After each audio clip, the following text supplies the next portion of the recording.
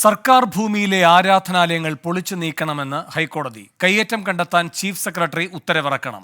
ഇത്തരം കയ്യേറ്റങ്ങൾ കണ്ടെത്തി 1 വർഷത്തിനുള്ളിൽ പൊളിച്ചു നീക്കണമെന്നും 6 മാസത്തിനുള്ളിൽ ജില്ലാ കളക്ടർമാർ റിപ്പോർട്ട് നൽകണമെന്നും കോടതി നിർദ്ദേശിച്ചു. എസ് ശ്രീകാന്ത് കൊച്ചിയിൽ നിന്നും കൂടുതൽ വിവരങ്ങളുമായി ചേരുന്നു. ശ്രീകാന്ത്, ഇങ്ങനെ ഒരു ഉത്തരവിന്റെ സാഹചര്യം എന്താണ്?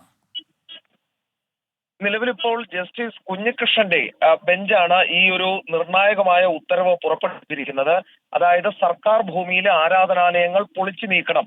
ഇതാണ് ഹൈക്കോടതിയുടെ ഉത്തരവ്. ഇത് വലിയ ദൂരവ്യാപകമായി പ്രത്യാഘാതങ്ങൾ ഉണ്ടാക്കാൻ പോകുന്ന ഉത്തരവ് തന്നെയാണ്. വലിയ രീതിയിൽ ചർച്ച ചെയ്യപ്പെടാൻ പോകുന്ന ഉത്തരവ് തന്നെയാണ് വേണു. കാരണം കോടതി പറയുന്നത് സർക്കാർ ഭൂമി കയ്യേറി നിർമ്മിച്ച ആരാധനാലയങ്ങൾ ചീഫ് സെക്രട്ടറി കണ്ടെത്തി അത് കണ്ടെത്താൻ ചീഫ് സെക്രട്ടറി ഉത്തരവിറക്കണം എന്നാണ് പറയുന്നത്. 1 വർഷത്തിനുള്ളിൽ ഇത്തരം കയ്യേറ്റങ്ങൾ പൊളിച്ചു നീക്കണം. 6 മാസത്തിനുള്ളിൽ ജില്ലാ കളക്ടർമാർ എത്ര ആരാധനാലയങ്ങൾ ഉണ്ട് എന്ന് റിപ്പോർട്ട് നൽകണം. സർക്കാർ ഭൂമി കയ്യേറി ആരാധന നടത്താൻ വഴിവിട്ട അനുമതി നൽകരുതെന്നും തൂണിൽ തുരുമ്പിലും ദൈവമുണ്ടെന്നാണ് വിശ്വാസമെന്നും കോടതി പറയുന്നു. അതായത് ഒരു തരത്തിലും ഇളവ് നൽകരുത്.